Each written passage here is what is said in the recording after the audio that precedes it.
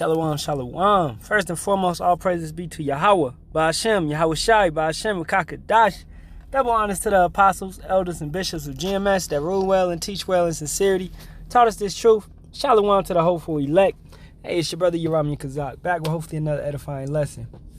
So, this one will be entitled Association Breeds Assimilation, or Association Breeds Similarity, or basically you are who you mess with, man. So let's go into this, man. Proverbs 23:27, right? For a whore is a deep ditch, and a strange woman is a narrow pit. Now, understanding this, women,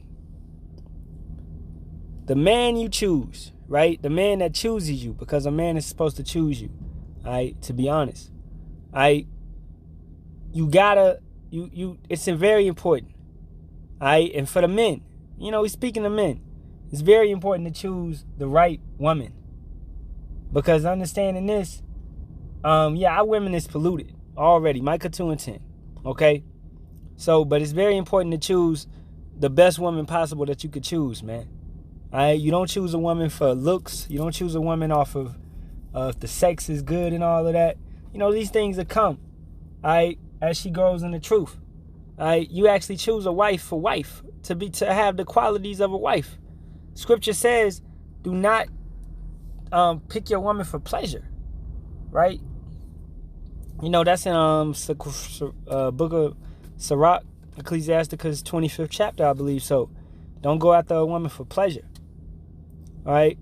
So understanding that. So because you're picking a wife, right? This for brothers that may be on the dating and all of that. This is gonna be somebody that's gonna be around you for most of your time. You go to work, you come home. This is who you laying down with. This is who you making decisions with. This is who you dealing with, man.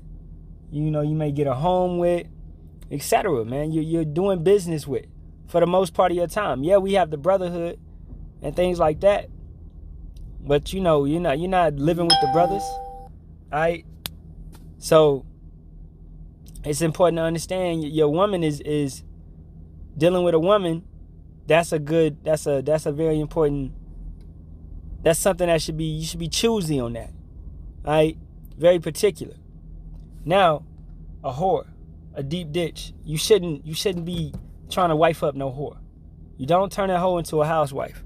Now, I got a couple things breaking it down, explaining basically that women, every time they have sex, okay, DNA from a man goes into them.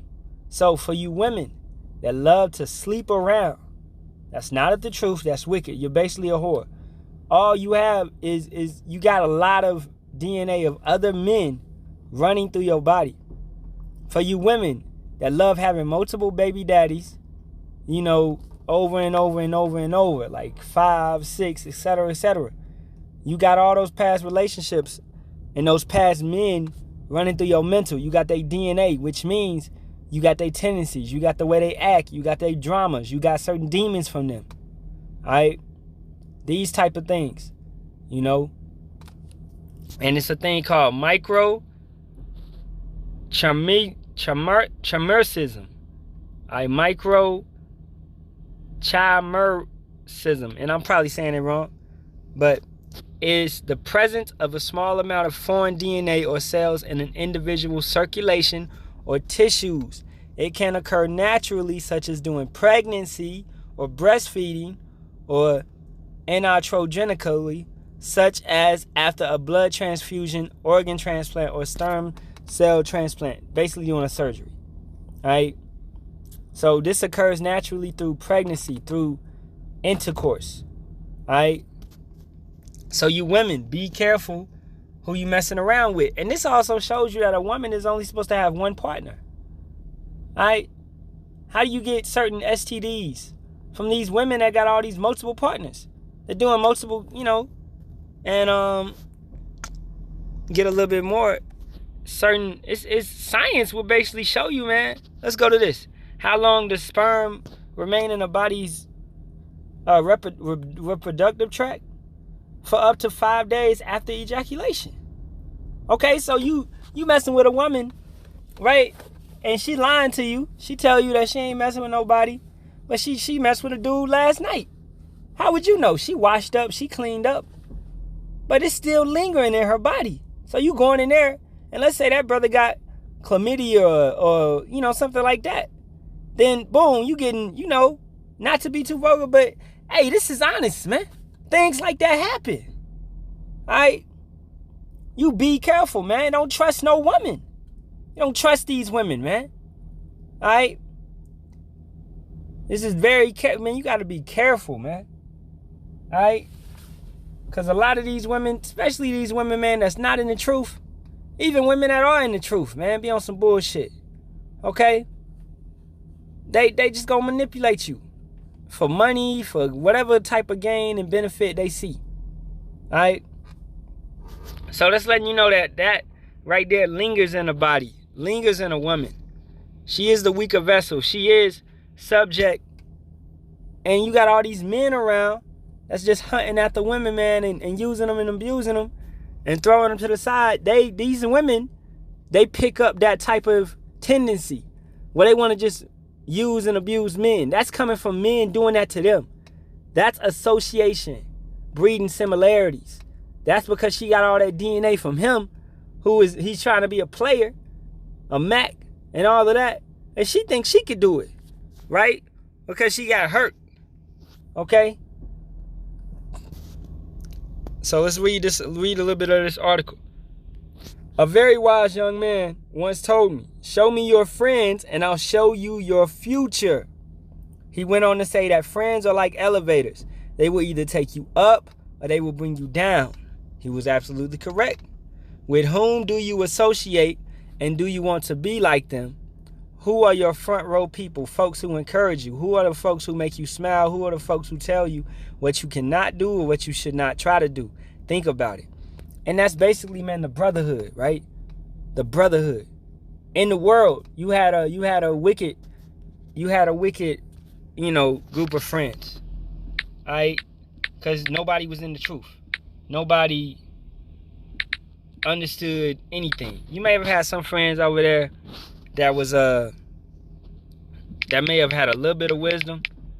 All right?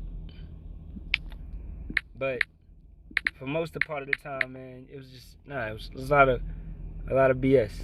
Let me see. Fellowship not with the unrighteous.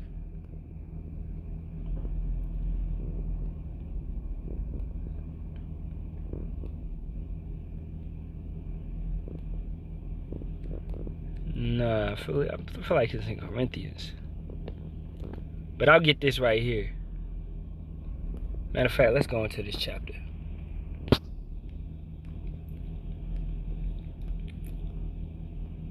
And actually, we can start at the top. 1 Corinthians 6:1. Dare any of you having a matter against another go to the law before the unjust, and not before the saints? Do ye not know that the saints shall judge the world? And if the world shall be judged by you, are ye unworthy to judge the smallest matters? Know ye not that we shall judge angels? How much more things that pertain to this life? If then ye have judgments of things pertaining to this life, set them to judge who are less esteemed in the church. I speak to your shame. Is it so that there is not a wise man among you? No, not one that shall be able to judge between his brethren. But brother goeth to law with brother, and that before the unbelievers. Now therefore there is utterly a fault among you, because ye go to the law one with another. Why do ye not rather take wrong? Why do ye not rather suffer yourselves to be defrauded? Nay, ye do wrong and defraud, and that your brethren. Know ye not that the unrighteous shall not inherit the kingdom of power? Be not deceived, neither fornicators, nor idolaters, nor adulterers, nor effeminate, nor abusers of themselves with mankind, nor thieves, nor covetous, nor drunkards, nor revilers, nor extortioners shall inherit the kingdom of power. And such were some of you, but ye are washed, but ye are sanctified, but ye are justified in the name of the Master Yahawashi and by the Spirit of power. Now, understanding this, you can't go forth to the unbelievers and the unrighteous and actually believe them and accept them. Think that they're going to carry the law like you do. They don't know it. They don't have no understanding of it. You don't go forth to them with these laws and commandments. They're not keeping them, right? We can't go to the heathen and expect them to understand what we're undergoing and what we're taking on, right? And I really want to find that scripture. It slips my mind right now, but it's like, have no fellowship with the unrighteous. And I feel like it's in Corinthians, man. Right here, Salaki. Hey, 2 Corinthians, 6:14. Be ye not unequally yoked together with unbelievers. For what fellowship hath righteousness with unrighteousness, and what communion hath light with darkness? So when you thinking about who you associating yourself with, who you dealing with, you don't deal with unrighteous people. You deal with them 24/7, day by day, right? What's gonna happen? You're gonna fall back into your vomit. You're gonna start doing what they doing. All right? I can see it at work, right? I have to isolate myself because all they be talking about at work is a lot of BS. A lot of stuff that, hey, you know, the small talk, man. You know, and going into debates on folly and things like that, and politics and Trump and Biden and all this type of stuff, man, that I don't even care for. Okay? You know, so I step away. You know, I ain't doing too much though. Like, hey, if it's sports, I might talk a little bit about basketball or whatever. But if it's politics, I try to stay away from that. If it's faith, religion, I try to stay away from that. You know, unless I know a brother and he's showing himself to be a little bit, you know, on the side where he may come into this truth. But we ain't gonna preach in our workplace. You go to work, you do what you do, you mind your business, and you get up out of there. All right? You ain't trying to do too much at the job site. Okay? At the plantation. You don't want to blow up the spot. Right? So, also when you go home, when you fellowship, when you chilling, you know, mind your business, man. Don't be out there in the club fellowshipping with the unbelievers. Because that's what that club is, a worship session. That's all it is. Association breeds similarity. If you really hang around brothers in this truth, you associating with brothers in this truth, you dealing with brothers in this truth, it's going to show. In your speak, in your ways, and your tendencies, and how you carry yourself, it's going to show. You doing your lessons, it's going to show. Right? And I'm going to get a little bit more, not from this article, but just getting the word assimilation. Assimilation. What is it? The process of taking in and fully understanding information or ideas. So association breeds assimilation. You're taking on information and ideas from these other brothers. So it's a good thing to be around the brothers and to watch the videos and to watch the elders and take on good information, take on the spirit, take on these types of things. But understanding it's also a bad thing if you're around the wrong type of people. You're doing the same thing. You're taking on, but you're taking on the wrong information. You're studying long, studying wrong. That's what you're doing, man. You know? So, going back to the woman aspect, women and brothers as well. Be careful who you deal with. Don't just lay down with anyone. Don't just deal with anyone. It's okay to mess with a harlot, yes, but be careful on that, man. All right? This ain't the point in time, because we know this place is polluted, man. You be out there, you mess around and catch something. Then you end up with another ailment that you didn't want. And we already got to deal with certain ailments, coming from freaking chemtrails and the food and everything in this society, man.